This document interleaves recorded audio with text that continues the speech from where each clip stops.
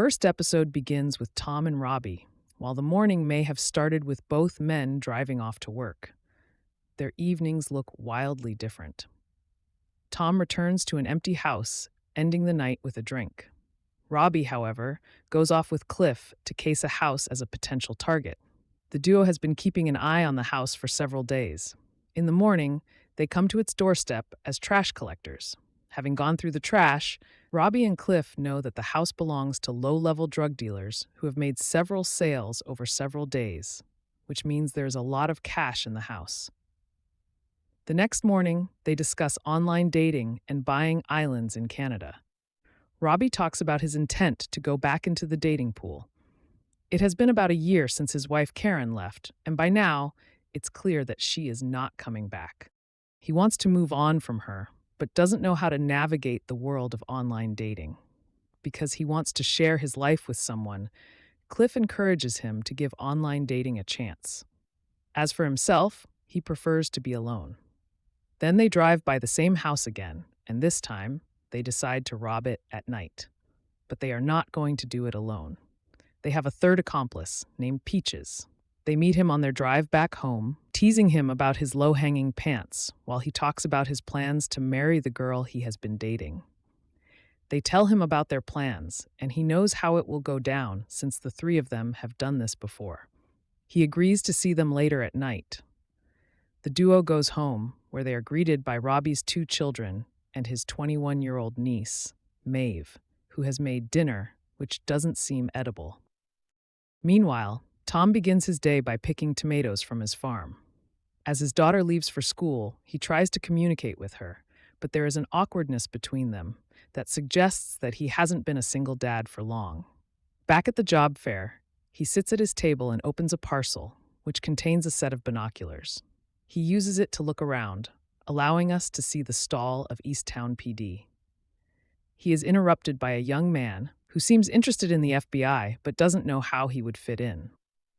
He gives him his background to assure him that the FBI is limitless when it comes to hiring people.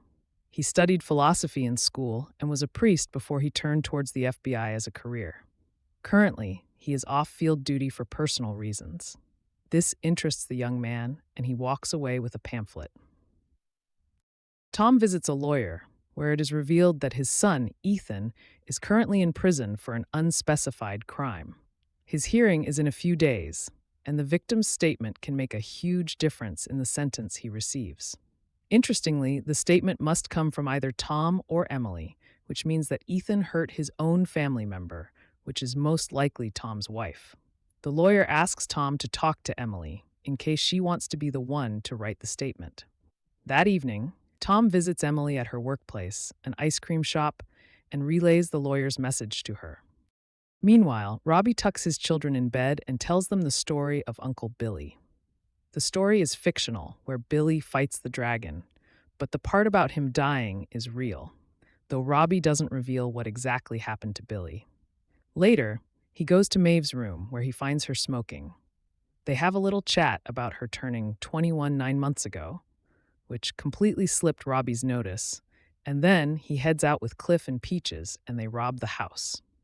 The plan goes without a hitch, and they walk out of the house with the money they had been eyeing all this time. The next morning, Tom gets a text from his boss, Kathy McGinty. She calls him to the office, where he catches her mid-conversation on the phone. After she hangs up, she tells him that she is being forced to retire because her superiors want new blood in the department. But that's not why she called Tom. She wants him to go back into the field, and despite his arguments about it being too soon and him not being ready, she is not going to take no for an answer. He is told about a string of robberies and home invasions that have taken place around Delaware County. They have clocked 3 masked people for it, who are mostly targeting the locations owned by the biker gang called Dark Hearts. It must also be noted that the robbers have only targeted drug dealers so far. The FBI worries that these robberies might lead the biker gang to exact revenge, which could lead to a turf war, which no one wants at this point. Tom's job is to apprehend these people and put a stop to the robberies, preventing the crimes from escalating. For this, he has been 3 officers: State Trooper Elizabeth Stover, Detective Alia Clinton, and CD Anthony Grasso. To Tom, they all seem a little green, but Kathy assures him that they are all up to the task.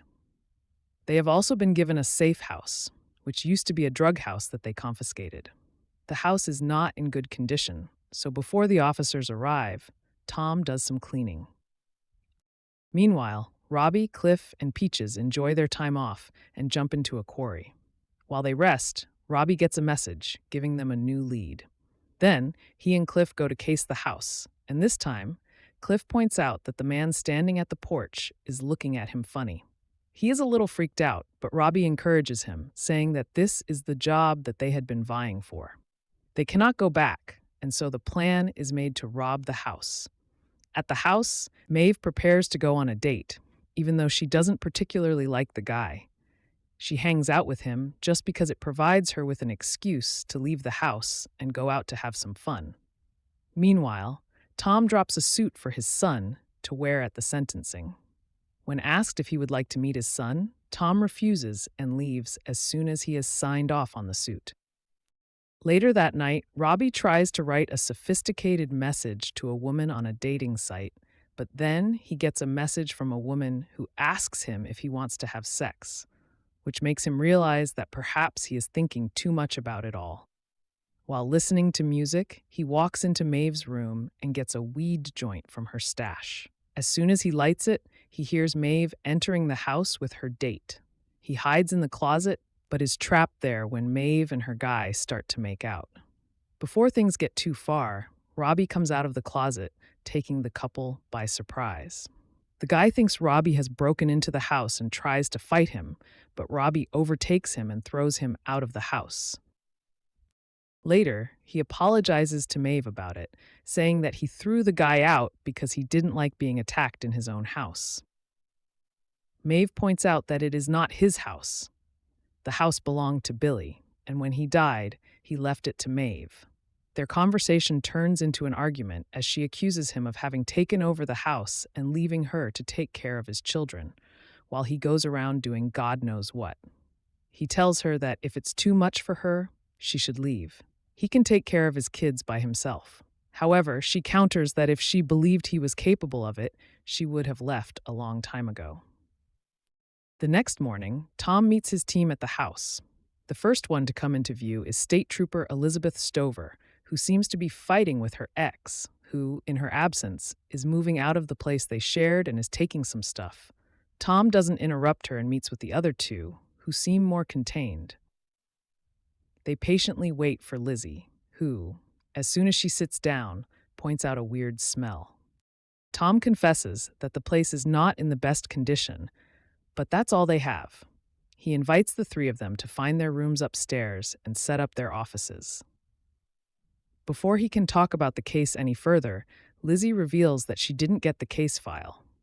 Tom gives her a hard copy of the case file with some time to study it, marking a break in their meeting. Later that evening, Tom does some birdwatching and welcomes his friend, Danny, who is a priest. They know each other from when Tom was a priest. They drink and remember the good old days, but Danny can see that his friend is struggling. By the end, Tom gets so drunk that Danny has to carry him up the stairs. When Mave arrives, she helps them, and while Danny tries to console her that Tom will get better, she doesn't seem so convinced. This is not the first time she has seen her father like this. The same night, Tom, Cliff, and Peaches conduct another robbery. However, things don't go so well this time. The man they attack is not only a little difficult to overpower, but he also seems to recognize Tom's voice. Meanwhile, his wife is also not easy to capture either. She puts up a fight and even pulls off Peach's mask. Eventually, they tie her down right next to her husband, but when she tells him that she has seen one of their faces, the man points out that they are in a mess. Things get worse when another man walks in while the trio is yet to find any money in the house. The man becomes immediately suspicious and pulls out a gun. Peaches decides to handle him, while Robbie looks for the money, and Cliff points a gun at the captive couple. Things escalate quickly, as Cliff becomes impatient and leaves the couple alone long enough for them to break out of their ties. At the same time, Peaches and the third man engage in a gunfight, which ends with Peaches getting shot in the head, and the whole thing ends with Robbie and Cliff shooting the couple and the third man to death. Realizing the mess that has been made, they decide to flee. But before they can walk out the door, they meet a boy in the hallway. He seems to be the son of the couple they just killed. He is innocent enough to believe that the gunshots were fireworks and asks the men if they are his father's friends. The next morning, Tom is woken up by the message about the gunfight. After plunging his face into the icy water, he drives to the crime scene. While Anthony and Alia are there, Lizzie is nowhere to be seen. Anthony updates Tom about all they have found out, which leads them to the basement, where they find a child's bed and toys. The question is, where is the child? When Lizzie walks in, she informs them that the child was a boy who was there yesterday, as confirmed by a neighbor. It seems that the team may have underestimated Lizzie a bit. While the task force wonders what happened to the boy, we see Tom and Cliff drive up to the house.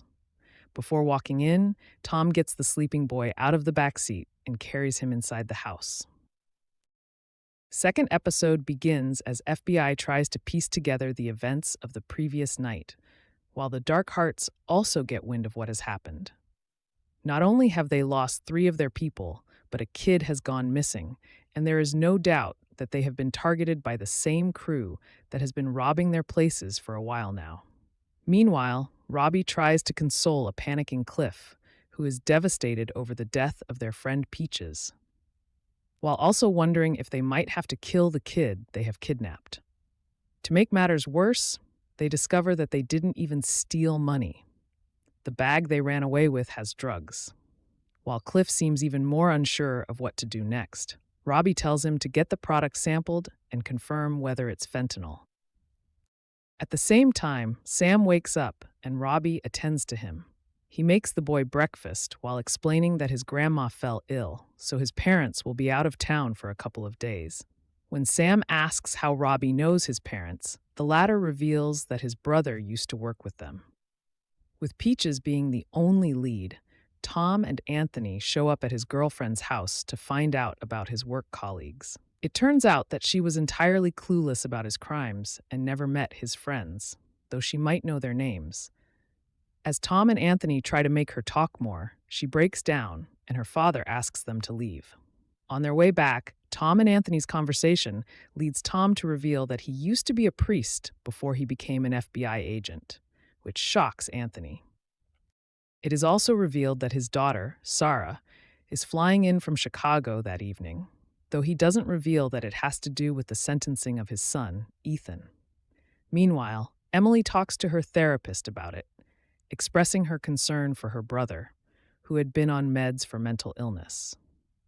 While she knows that he will not receive the help he needs in prison and must be let out, she also worries that he will be let out, and that won't do anyone any good either. At the safe house, Tom calls for a status meeting where the history of the Dark Hearts is discussed. The gang is known to have dealt in drugs, but more recently they have turned their focus towards dealing fentanyl, becoming the second largest drug dealing organization in the region. While the whole gang is under scrutiny, there are 2 people in whom the authorities are particularly interested. The first one is Jason, a senior leader in the gang whose rise has been pretty fast, all thanks to his mentor, Perry, who is a part of what's called the Mother Club.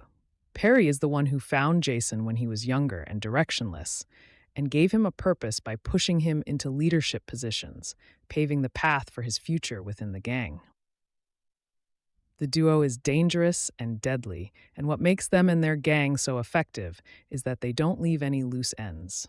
Whenever there is a problem, they solve it immediately. If they suspect that one of their own might become a liability for them, they are not hesitant about cutting them out, which is what makes the robberies targeting them even more curious. The way the gang functions, it is clear that the robbers couldn't have found out about their hideouts and their dealings without an insider feeding them information. Clearly, there is a mole within the gang, which is good for the cops if they can find the mole in time. Anthony's concern is that if they have deduced the presence of a mole, then the Dark Hearts must have thought of it too, and they have their own means of finding and dealing with rats. Anthony's concerns are validated when Perry shows up at Jason's house and chides him about losing control of his territory and his operation. He wonders if he was wrong in backing Jason, but his protege has not given up yet. He reveals that the deal with the fentanyl never went down. The other party was delayed, so the exchange didn't take place, which means the robbers don't have the money. They have the fentanyl, which they will need to move fast, given that the cops and the gang are after them.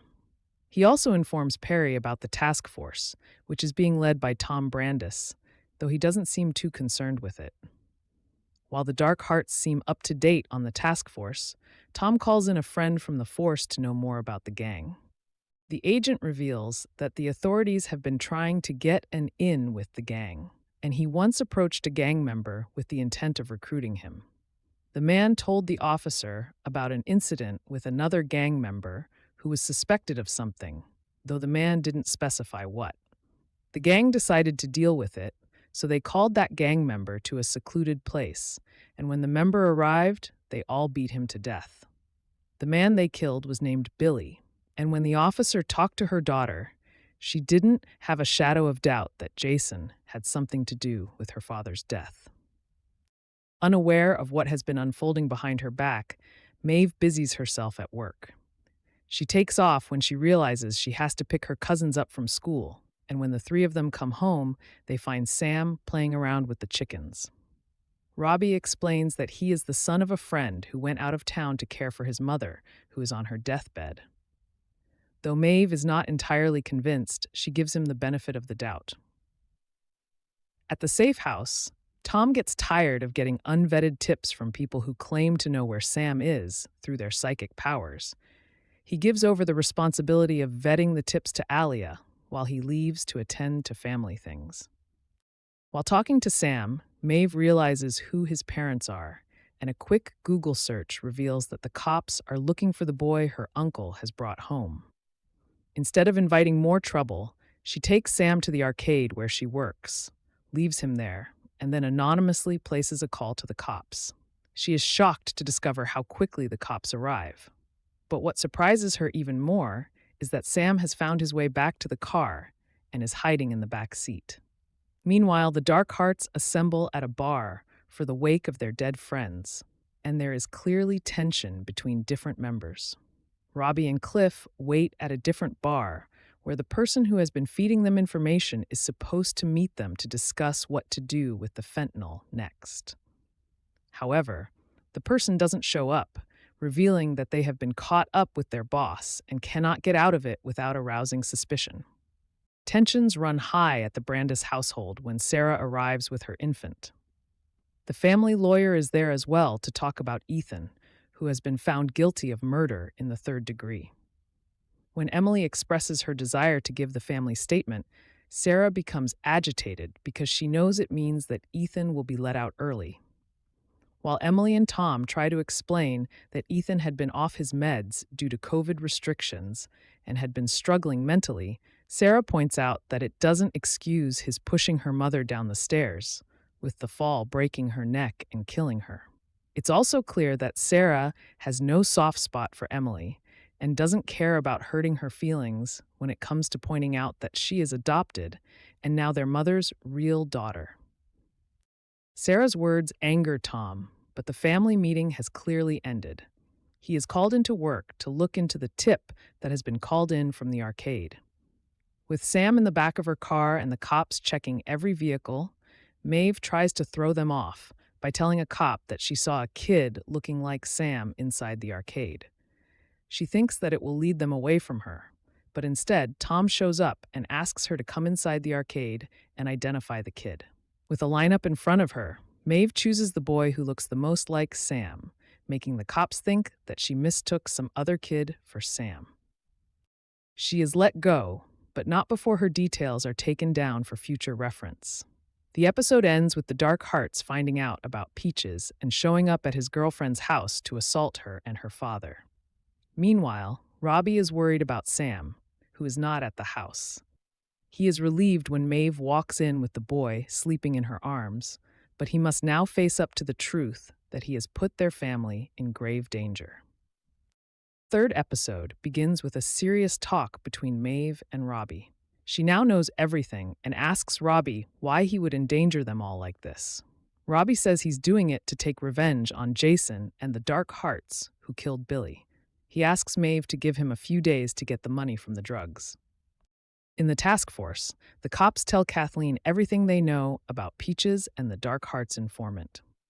Elsewhere, Jason and Perry meet with Freddie Fryer and ask for his help in catching the thieves. He agrees to do it for 50% of the drugs at the wholesale rate.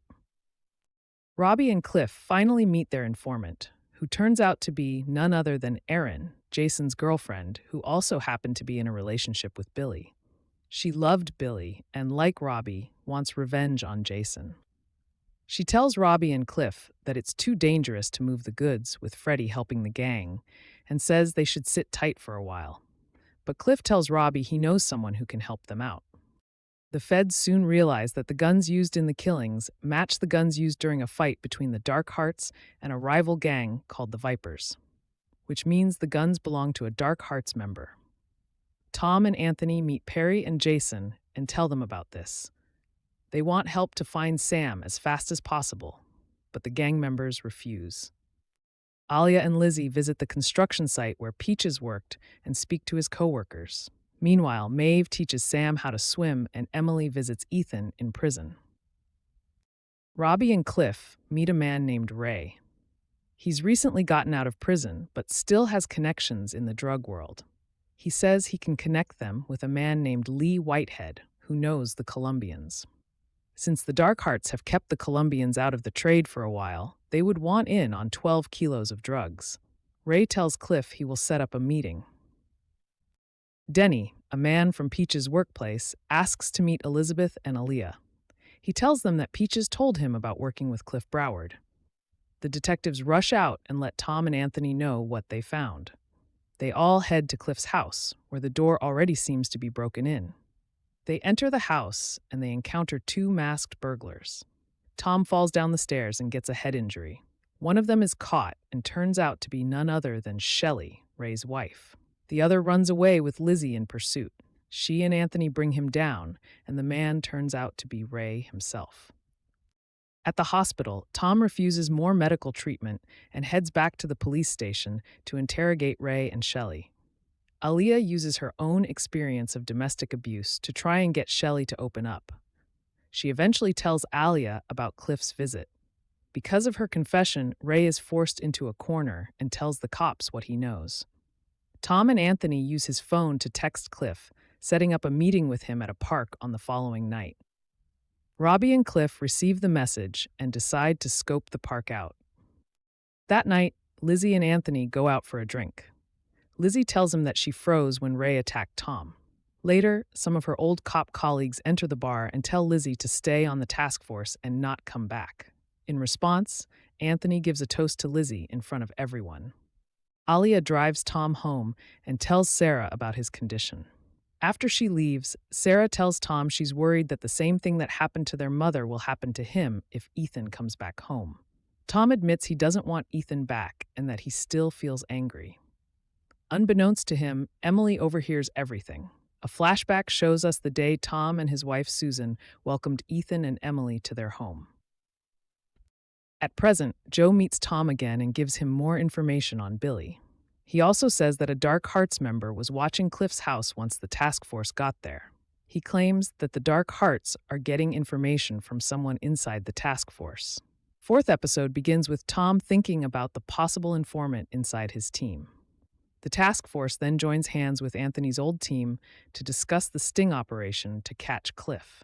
As we saw in the previous episode, Tom's team used Ray's phone to set up a meeting between Cliff and a drug dealer, which will be Anthony pretending to be a drug dealer, at a nearby park at 11 p.m.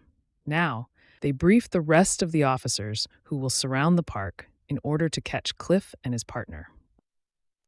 In therapy, Emily talks about overhearing Tom.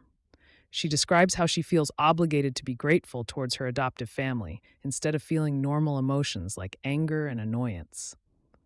Later, Tom meets Kathleen and tells her about the informant in his task force. She finds it unlikely and tells him to focus on the operation. After he leaves, Kathleen makes a phone call and tells someone they may have some trouble. Could she be the informant? Meanwhile, Perry gets a visit from his boss, Vincent, who says that the Mother Club members want Jason out of the Dark Hearts. Perry then talks to Shane, a Dark Hearts member who has been acting antsy.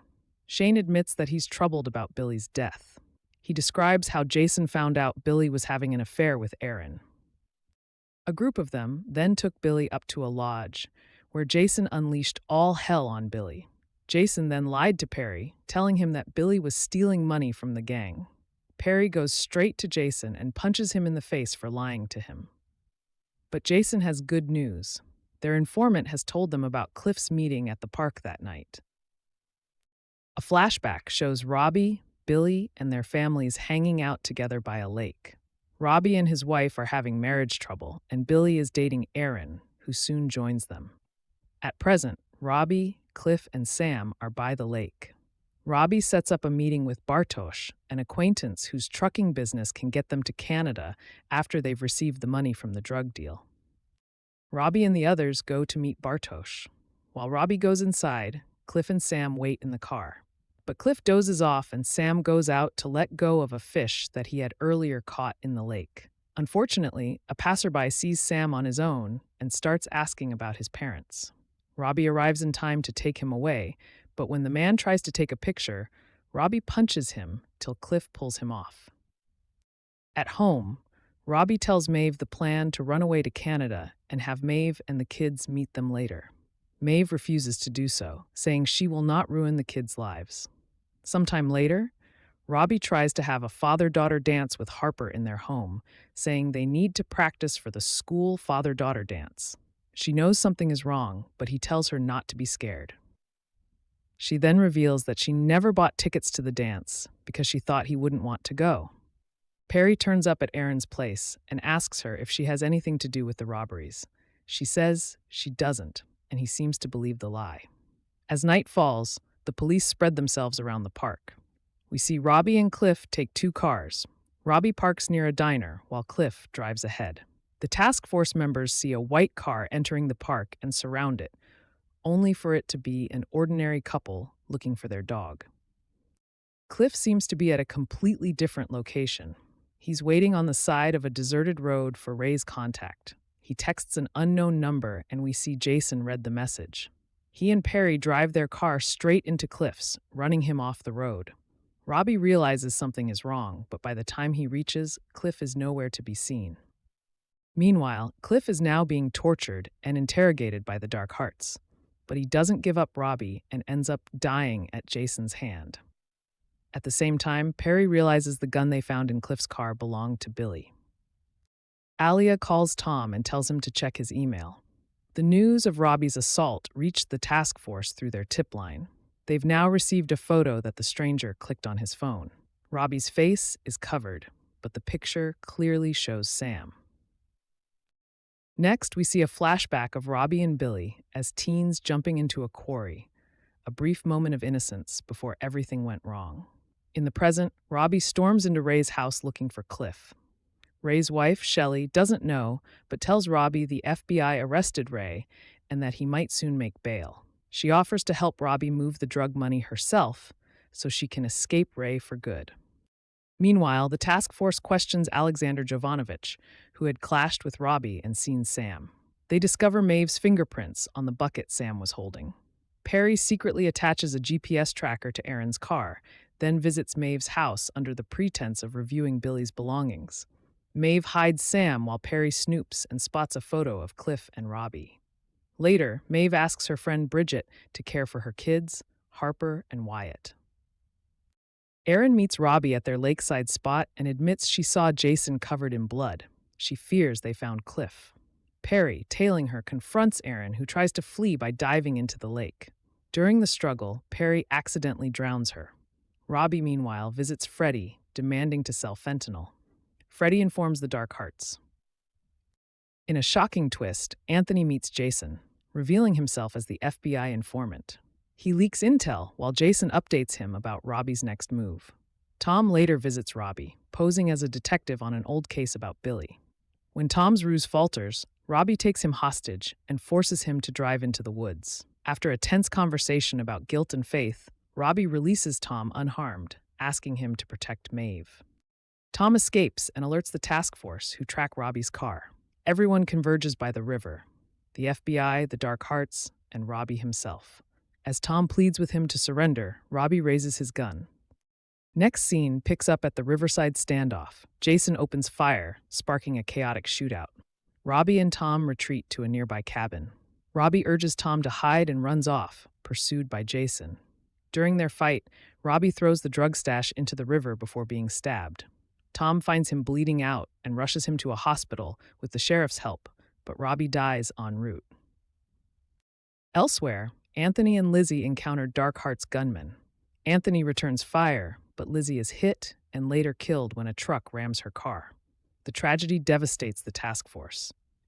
Tom comforts Mave and ensures she isn't charged, despite her ties to the case. Meanwhile, Anthony faces scrutiny. Rumors swirl that he leaked intel to the Dark Hearts. Tom visits him, directly accusing him of tipping off Cliff's killers. Anthony doesn't deny it, implying guilt. At the same time, Perry and Jason go into hiding, searching for the missing drug money. They find the bag Robbie tossed into the river, filled only with magazine clippings. Shelley later drops off the real cash at Maeve's house, ensuring her and her kids' safety. Next, we see Tom and Aaliyah discussing Anthony's betrayal. Elsewhere, gang member Vincent meets Chief Deputy Mike Dorsey, revealing that the Dark Hearts are cutting ties with Anthony after Lizzie's death. Dorsey mentions a man named Lee Whitehead, who may have moved Robbie's product. Perry, desperate to survive, is told by Vincent to kill Jason to earn forgiveness. He nearly does it, but hesitates. Tom, still caring for Sam, tries to bring him stability while reopening the Wissahickon Park lead. There, he and Aaliyah learn that Ray Lyman's phone pinged near the park the night Cliff was taken, confirming the crime scene was misidentified. Haunted by Lizzie's death, Anthony visits his sister, confessing his mistakes and saying he plans to surrender. That same day, Aaron's body surfaces, clutching a chain with Perry's initials. Realizing the net is closing in, Perry and Jason target Maeve's house, believing the drug money is hidden there. Mave stashes the bag near the chicken coop. Donna, worried for Mave, leaks the gang's location to Vincent. In the chaos that follows, Jason kills Perry after learning Aaron's body was found. Meanwhile, Chief Dorsey visits Anthony, who discovers that the Dark Hearts plan to eliminate Mave. Vincent arrives to kill Anthony, but Anthony shoots him first, though he's injured in the process. Bleeding badly, Anthony drives to Maeve's house to warn her. Jason gets there first, holding Mave hostage and demanding the money.